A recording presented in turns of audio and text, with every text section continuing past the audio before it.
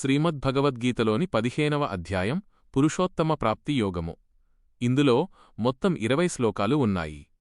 దీనిని గీతలోని అన్ని అధ్యాయాల కంటే అత్యంత పవిత్రమైనదిగా భావిస్తారు. భోజనం చేసే ముందు చాలామంది ఈ అధ్యాయాన్ని పారాయణం చేస్తారు.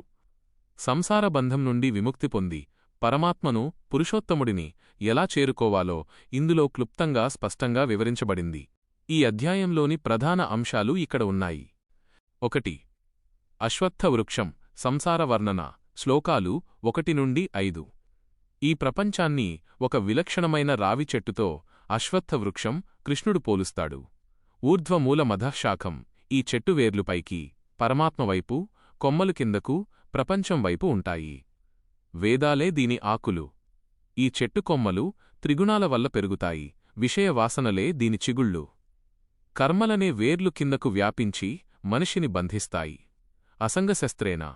ఈ దృఢమైన సంసార వృక్షాన్ని వైరాగ్యం అనే పదునైన గొడ్డలితో నరికివేయాలి.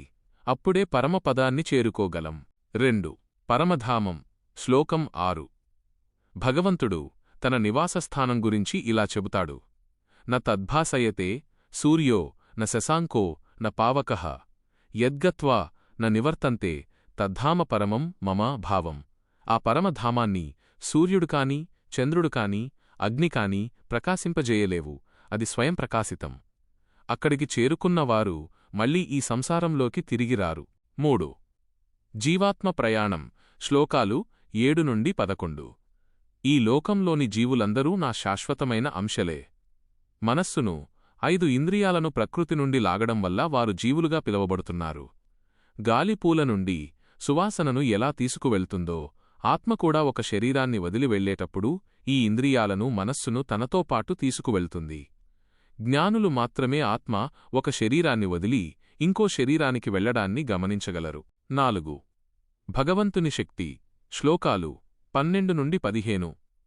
కృష్ణుడు తన శక్తి ఎలా వ్యాపించి ఉందో వివరిస్తాడు. సూర్యచంద్రులలోని వెలుగు నేనే. భూమిలో ఉండి సమస్త ప్రాణులను ధరించే శక్తిని నేనే. వైశ్వానరుడు. ప్రాణుల శరీరంలో జీర్ణక్రియను చేసే జఠరాగ్నిని నేనే. సర్వస్య చాహం హృది సన్నివిష్టః. అందరి హృదయాలలో నేనే ఉన్నాను. జ్ఞాపకశక్తిని, జ్ఞానాన్ని, మరుపును నేనే ప్రసాదిస్తున్నాను. వేదాల ద్వారా తెలుసుకోవలసిన వాడిని నేనే. 5. క్షర, అక్షర మరియు పురుషోత్తముడు. శ్లోకాలు 16 నుండి 19. ఈ ప్రపంచంలో 3 రకాల పురుషులు, తత్వాలు ఉన్నారు. 1. క్షరపురుషుడు. నశించే ఈ భౌతిక శరీరాలు, ప్రపంచం. 2. అక్షరపురుషుడు. నశించని జీవాత్మ. 3. ఉత్తమ పురుషుడు, పురుషోత్తముడు. ఈ రెండింటికంటే అతీతుడైన పరమాత్మ. ఆయన ముల్లోకాలను ధరించి రక్షిస్తున్నాడు. నేను క్షర, అక్షర తత్వాలకంటే గొప్పవాడిని కాబట్టి లోకంలో, వేదాలలో పురుషోత్తముడుగా ప్రసిద్ధి చెందాను. ముగింపు. 20వ శ్లోకం. ఇతి గుహ్యతమం శాస్త్రమిదముక్తం మయా నఘ ఏతద్బుద్ధ్వా బుద్ధిమాన్ స్యాత్కృతకృత్యశ్చ భారత. భావం. ఓ అర్జునా, అత్యంత రహస్యమైన ఈ శాస్త్రాన్ని నీకు బోధించాను. దీనిని తెలుసుకున్న మనిషి బుద్ధిమంతుడై తన కర్తవ్యాన్ని నెరవేర్చినవాడు కృతకృత్యుడు అవుతాడు. సారాంశం.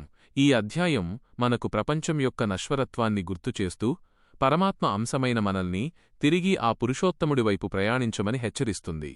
తర్వాతి అధ్యాయం దైవాసుర సంపద్విభాగ యోగము. 24 శ్లోకాలు గురించి తెలుసుకుందామా? ఇందులో దైవగుణాలు మరియు అసురగుణాల మధ్య తేడాలు ఉంటాయి.